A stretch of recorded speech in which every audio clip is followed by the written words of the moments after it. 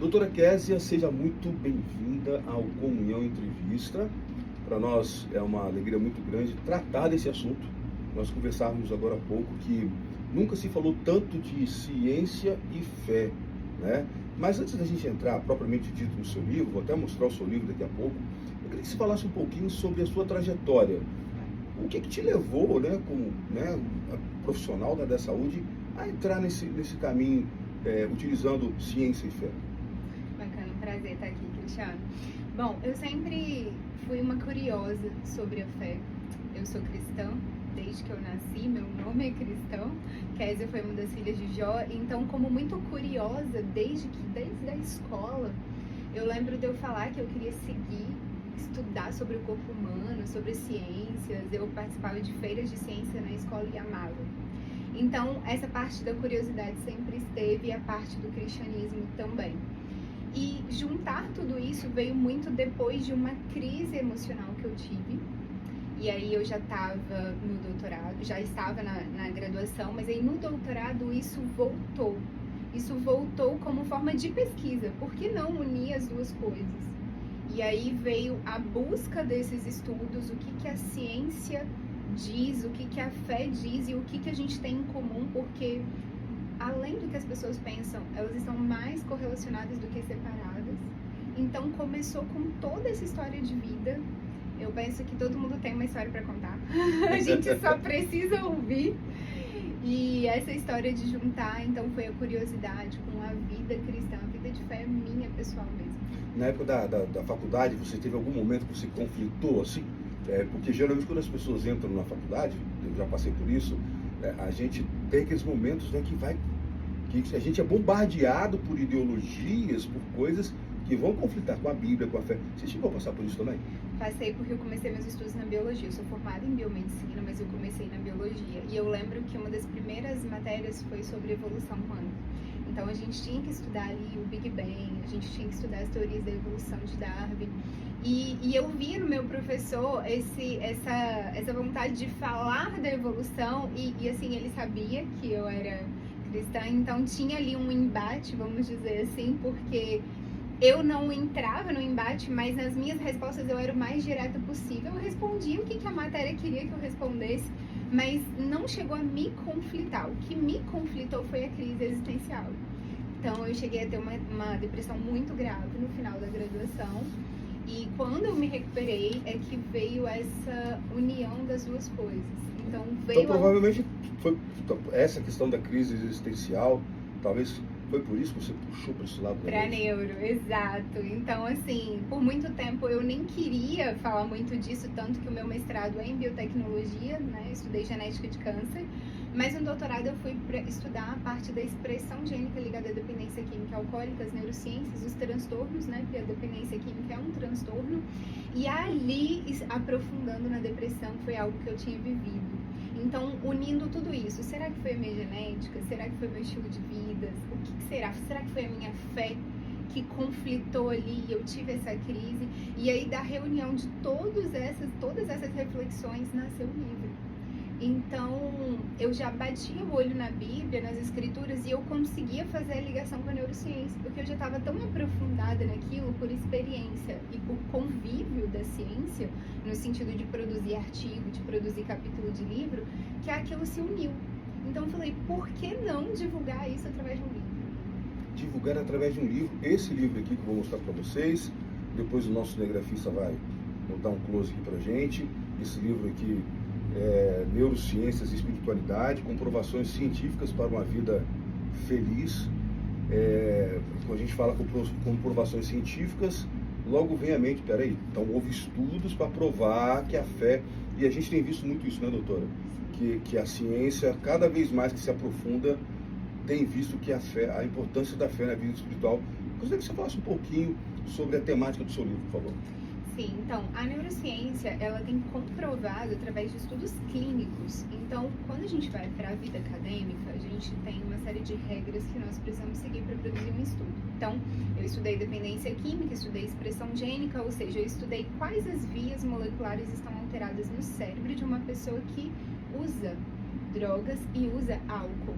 Então, eu comprovei ali que existe uma base molecular, celular, a nível de neurônio, que faz ela ter um comportamento específico para dependência. Então, beleza. Então, como que eu uno isso com a fé? O que que isso teria a ver, né? Como que eu tiro essa pessoa dessa dependência? Através da mudança do estilo de vida. Então, aí entra o porquê o subtítulo é Comprovações Científicas para uma Vida Feliz. Porque a espiritualidade, ela é acima da religião. Ela é um estilo de vida saudável e feliz. Só que esse feliz, quando a gente fala assim, eu quero ser feliz, parece uma coisa assim, vou orar e Deus vai me dar felicidade. Parece passivo.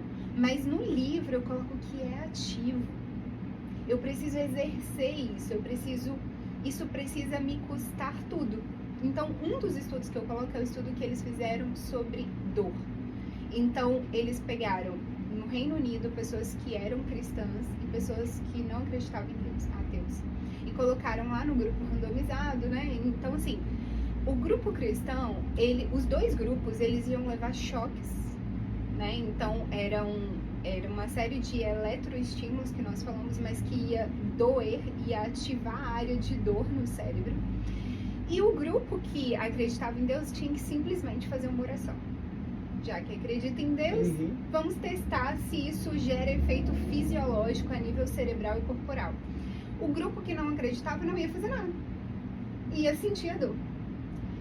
E o grupo que levou o choque, eles tiveram redução dos níveis de dor e a nível de ressonância magnética funcional foi possível comprovar, e a nível de testes psicológicos reduziu em 20% a dor que o grupo controle sentiu. Então, ou seja, é algo que é comprovado, é um dos estudos mais completos que a gente tem, bombou no TikTok ultimamente, porque é um estudo de 2017, mas à medida que o pessoal vem compartilhando, vem crescendo. Então, esse é um dos exemplos que nós temos.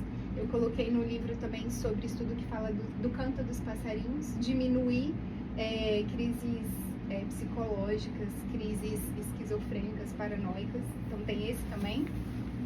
Então, assim, é uma série de estudos nessa linha que a neurociência comprova e que a Bíblia já fala também. Deve ser por isso, então, que no YouTube tem vários daqueles vídeos de canto de passarinho, chuva, né?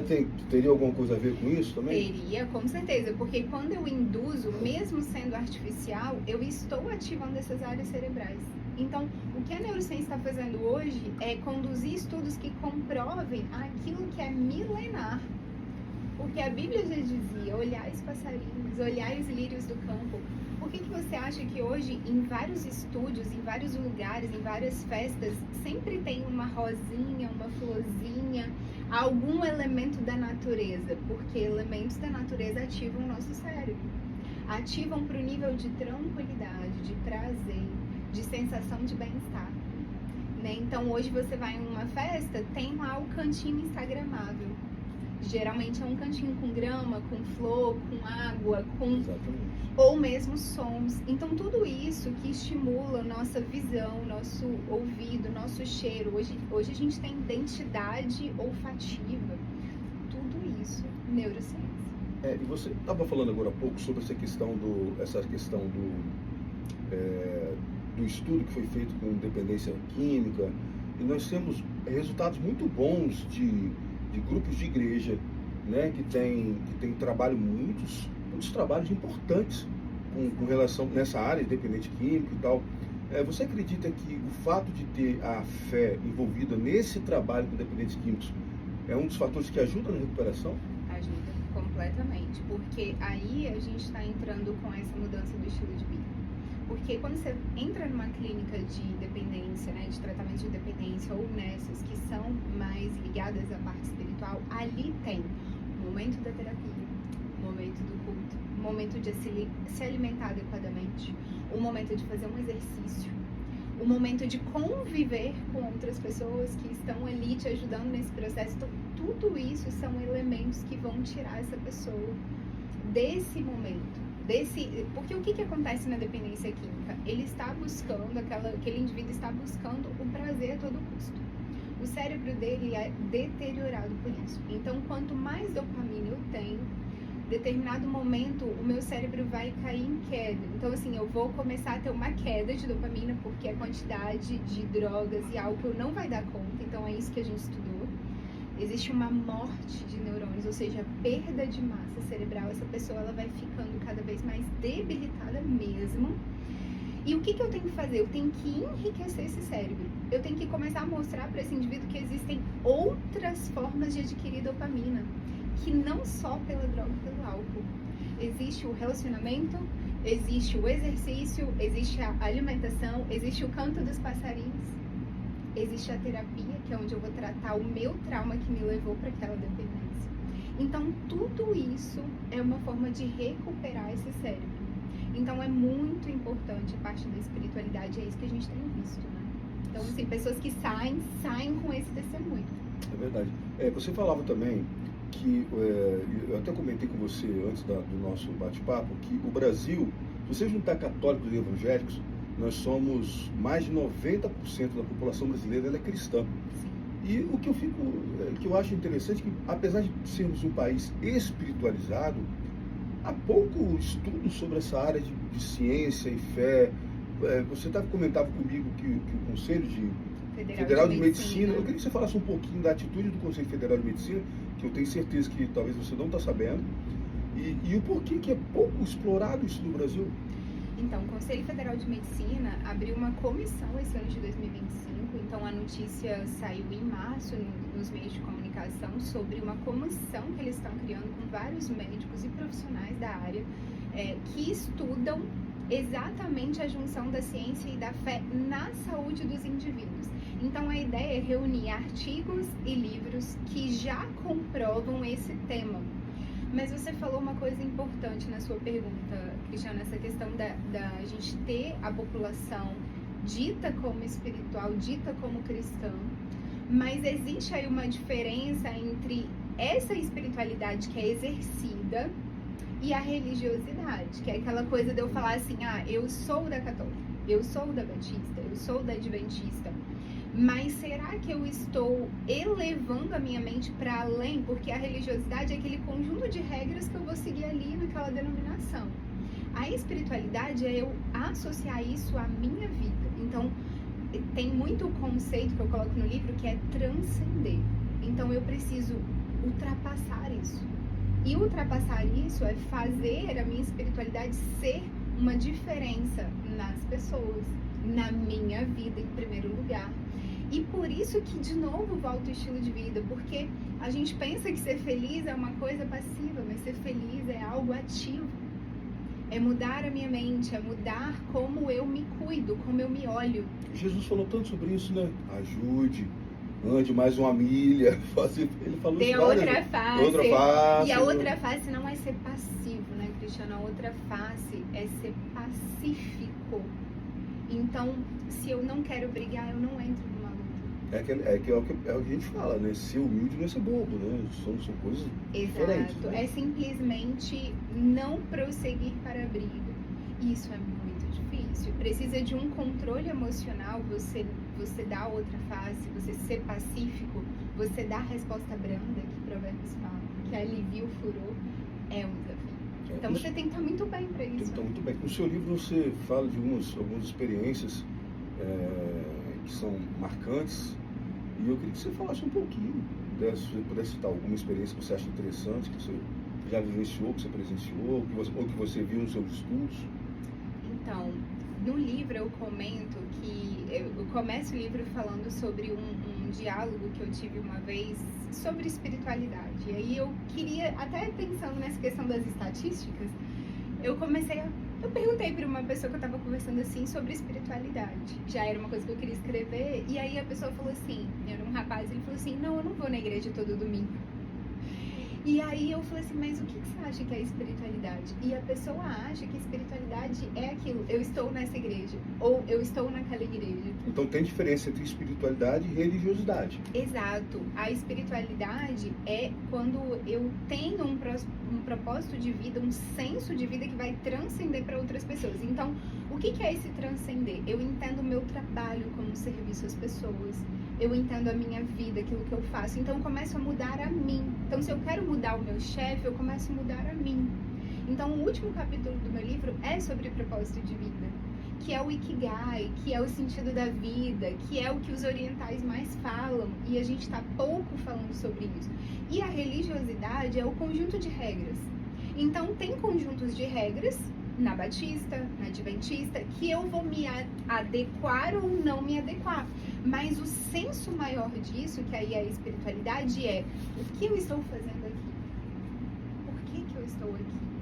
E aí por isso que é tão legal a medicina começar a pensar nisso, porque a ideia de ter uma comissão de espiritualidade, além de pesquisar os estudos, é trazer para a medicina esse conhecimento que eles não têm. Assim, eles não sabem lidar com a religião, com a fé, com a espiritualidade. Então, a ideia é que a gente tem cada vez mais profissionais falando sobre isso e ensinando como lidar e como respeitar a fé do seu paciente. Você falou respeitar a fé do paciente. Doutora, eu acredito que você também tenha colegas, ou até mesmo você, que sabe de casos que a medicina não consegue explicar, de cura, você acredita que talvez seja por causa desses fatos, talvez esteja se abrindo um pouco mais as portas para esse tipo de estudo? Acredito que sim, porque nós estamos lidando com uma área que existe muito fechamento sobre isso. A medicina é muito exata. Eles gostam, eu dou aula para medicina, então eu vejo os alunos querendo tudo muito exato. E não é assim com milagres. Não funciona assim. Eu não explico milagres. Por exemplo, você falou de se eu tenho situações, eu tenho casos que eu já escutei, mas eu penso que o meu caso pessoal é um caso bem interessante, porque a minha médica que me atendeu na crise que eu tive, na visão dela, eu não ia me recuperar. Ela chegou a falar isso. E eu era muito nova, eu tinha 22 anos quando eu tive a crise. Então ela falou assim, eu não vejo você sem tomando medicação, eu não vejo... Era nítido que ela não via essa recuperação. E quando eu me recuperei, depois de 1 ano de tratamento e mudança de estilo de vida, eu escrevi uma carta pra ela, mandei pra ela. E ela falou assim, nossa, é um milagre. Outras pessoas falaram, porque o nível que eu cheguei da depressão, e hoje eu dou aula sobre isso, é o nível mais grave que nós temos. Então é o mais. Pra sair dali, foram mais de 5 medicações, vários médicos, vários terapeutas, e com certeza a minha fé, que vacilou nesses momentos, porque a depressão mexe com a área do cérebro que é ligada à fé. Então pouca gente sabe disso. Quando você está numa crise depressiva ansiosa, você tem uma sensação que sua fé não existe. Então é aquele... Que foi abandonado por Deus. Isso, aquele lado escuro da alma. É quase que acho que está sendo até castigado por Deus. Isso, é aquela coisa de vou para a caverna de Elias e vou entrar lá e ficar lá. Então, essa fé está abalada, mas porque o cérebro dessa pessoa está abalado. Uma coisa que eu coloco muito é que corpo, mente e espírito estão unidos. E como que o espírito age? Através da minha mente saudável. Se a minha mente não tiver, o meu espírito não está, e vice-versa. É por isso que nós vemos casos bizarros por aí, onde eu tenho uma mente perturbada, então eu tenho um espírito perturbado. E vice-versa. Se eu tenho uma mente fluida, eu tenho um espírito que vai fluir também. Então a gente precisa entender que Deus criou essas ordens e é nossa função adequar e equilibrar essas ordens. Você falou, eu me lembrei até de Saul, né? Sim. Davi tocava harpa. Excelente. Saul é um grande caso de bipolaridade da Bíblia, sabia? E Davi tocava exatamente harpa. A Bíblia fala que quando ele tocava harpa, expulsava aquele lado negativo. Exatamente, aquele espírito maligno. No caso de Saul, você vê muito traços ali de bipolaridade. Ele era muito egocêntrico, ele não gostava de ver Davi ganhando. Não, Saul matou seus 1000, mas Davi seus 10.000. Ele se ofendia até mesmo porque Davi tocava pra ele e ele ficava bem. Ele tinha agressividade, ele tinha todas essas confusões e dificuldade em obedecer, porque ele não obedeceu o profeta. E por isso ele sofreu as consequências. Deus deu oportunidades dele ser obediente. Sim. Então hoje, quando você vai estudar outras psicólogas, elas falam como eu. É como se fosse um primeiro caso de bipolaridade da Bíblia. Claro que não tinha esse diagnóstico na época, mas a gente vê ali os traços bonitinhos dessa descrição de personalidade. e desse transtorno, né? Que ele teve, como eu falei, ele teve a oportunidade e a sua própria personalidade não permitiu que ele seguisse. Né? Agora, doutora, por que a gente ainda tem tanta resistência na igreja quando o assunto é ciência, né? Às vezes a pessoa precisa de um atendimento profissional, de um atendimento médico, fármaco, precisa de uma terapia, e tem muita resistência, e infelizmente por parte de boa parte da liderança. Né? Por que a senhora acha que isso acontece? Eu penso que as escrituras já nos dizem essas respostas, e ela diz que o meu povo perece por falta de conhecimento. Então, muitas vezes, essa pessoa não entendeu ainda que ela é formada de corpo, mente e espírito. Eu penso que falta um pouco essa fala, sabe, das nossas lideranças, dos nossos pastores. E um corpo precisa de um cuidado, a mente precisa de outro cuidado e o espírito de outro cuidado. Então eu estou espiritualizando e esquecendo da hierarquia, que começa com o corpo. Então a gente falou do Elias. Elias foi para a caverna e Deus o sustentou, mandou o corvo ir lá dar pãozinho na brasa para ele. Deus cuidou do corpo de Elias, para depois cuidar da mente. Falou, tem mais 5.000 profetas. Tem mais 5.000 que não se renderam. Não se renderam a Baal, né? Exato. Então não é só você que ele achava que estava sozinho, uma coisa do transtorno também. Então cuidou do corpo, cuidou da mente dele, ou seja, sustentou ele. E aí espiritualmente ele foi sustentado. E trouxe a ele memória, né? Porque ele tinha acabado de vencer os profetas de Baal contra Jezabel. E ele falou assim, olha, peraí, o que você está fazendo aí? Exatamente, mas ele teve uma crise de identidade, verdade, como nós temos em vários momentos. Exatamente. Então, às vezes, a gente quer fazer uma oração de novo. Eu falo isso porque muita gente fala isso. Eu quero orar, ou eu quero fazer uma sessão de terapia, eu sou terapeuta, e eu vou melhorar com uma sessão, com 2 sessões? Não. Você levou a vida inteira para chegar até aqui. A gente vai precisar levar mais um processo para você mudar a sua mente. Então, assim, não é rápido, mas você vai conseguir. Então, a boa notícia é que tem uma luz no fim do túnel, mas você precisa vivenciar esse processo. Então, eu penso que a gente está muito espiritualizando sem base de conhecimento. E o próprio Deus, nas Escrituras, fala que nós precisamos, nós carecemos de conhecimento. Verdade.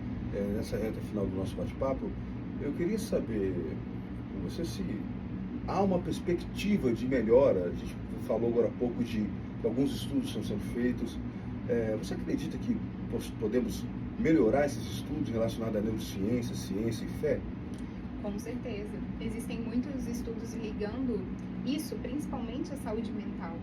Então, tem estudo que fala, por exemplo, que a oração de louvor ela é mais eficiente que a oração de lamentação. Que a oração de reclamação, que na verdade nem é interessante. Lamentação pode, mas reclamação não. Então, assim, interessante que esse estudo saiu depois que eu já tinha publicado meu livro, mas eu comentei dele no lançamento, eu até coloquei, ou seja, existe um movimento de estudar sobre como a espiritualidade e a fé ativam o nosso cérebro, e muitos neurocientistas têm usado isso como o local do cérebro chamado dedo de Deus. Na verdade, esse centro é a nossa inteligência. Então, o pré-frontal, que é a área que dá a gente entendimento, senso de pertencimento, é o lugar, é o centro da inteligência. É ali que eu vou unir pensamentos complexos e entender por que eu estou aqui. Então, existe um movimento de entender essa área cerebral e entender como a fé está agindo nessa área. Então, é isso que a neurociência está fazendo hoje. Certo. Você acredita que o surgimento agora mais que o surgimento, o desenvolvimento da inteligência artificial, a expansão das redes sociais, isso tem deixado as pessoas um pouco mais frias, um pouco mais, até um pouco mais de dificuldade de buscar esse tipo de ajuda?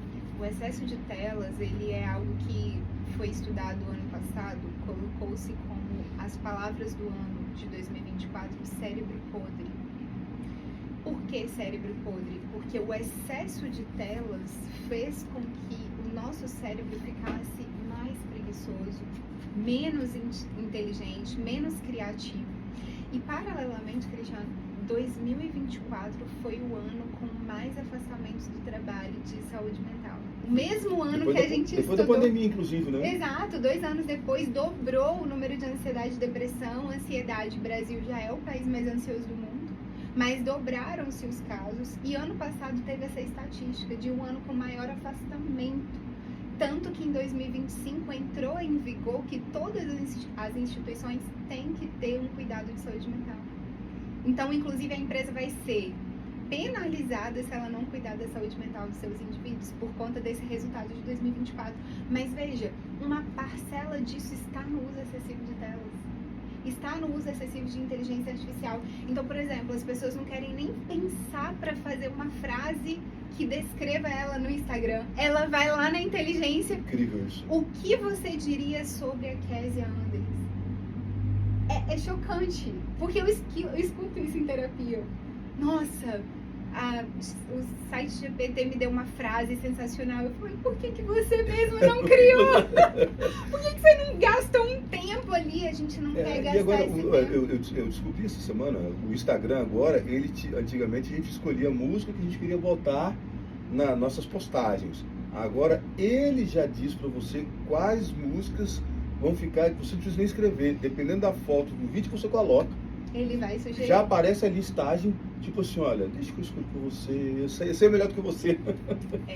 E isso vai diminuindo a nossa criatividade, diminuindo a nossa inteligência, a nossa cognição e desativando essa área que é justamente a área de pensamentos complexos. Então, como eu vou ativar a minha área cerebral de pensamentos complexos se eu não estou pensando?